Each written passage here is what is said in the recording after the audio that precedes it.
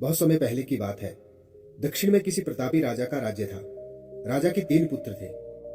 एक दिन राजा के मन में आया कि पुत्रों को कुछ ऐसी शिक्षा दी जाए कि समय आने पर वो राजगाद संभाल सके।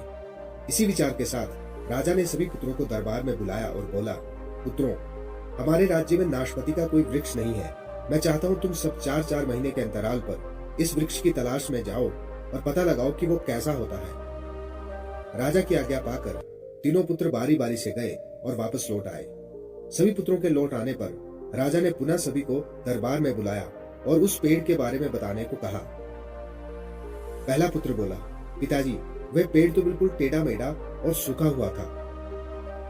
तो दूसरा भाई बोलता है, नहीं नहीं, वो तो बिल्कुल हरा भरा था, लेकिन शायद उसमें कुछ कमी थी क्योंकि उस पर एक भी फल नहीं लगा था। इसके बाद फिर तीसरा पुत्र बोलता है कि लगता है आप दोनों ने कोई गलत पेड़ देख लिया है, क्योंकि मैंने सचमुच नाशपति का पेड़ देखा। वो बहुत ही शानदार था और फलों से लदा पड़ा था।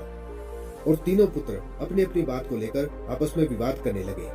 तभी राजा अपने सिंहासन से उठे और बोले, पुत्रों, तुम्हें आपस में बहस करने की कोई आवश्यकता नहीं है। दरअसल तुम तीनों ही वृक्ष का सही वर्णन कर रहे हो।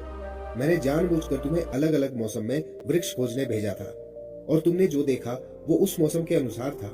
मैं चाहता हूं कि इस अनुभव के आधार पर तुम 3 बातों को गांठ बांध लो। पहली बात, किसी चीज के बारे में सही और पूर्ण जानकारी चाहिए तो तुम्हें उसे लंबे समय तक देखना परखना चाहिए, फिर चाहे वो कोई विषय हो, वस्तु हो या फिर कोई व्यक्ति ही क्यों ना हो। दूसरी बात, हर मौसम एक सा नहीं होता। जिस प्रकार वृक्ष मौसम के अनुसार सूखता, हरा भरा या फलों से लदा रहता है, उसी प्रकार मनुष्य के जीवन में भी उतार चढ़ाव आते रहते हैं। अतः अगर तुम कभी भी बुरे दौर से गुजर रहे हो तो अपनी हिम्मत और धैर्य बनाए रखो, समय अवश्य बदलता है। और तीसरी बात, अपनी बात को ही सही मानकर उस पर अड़े मत रहो। अपना दिमाग खोलो और दूसरों के विचारों को भी जानो। यह संसार ज्ञान से भरा पड़ा है। चाहकर भी तुम अकेले सारा ज्ञान अर्जित नहीं कर सकते। इसलिए जब भी तुम्हारे मन में कोई भ्रम हो तो किसी भी ज्ञानी व्यक्ति से सलाह लेने में संकोच मत करना।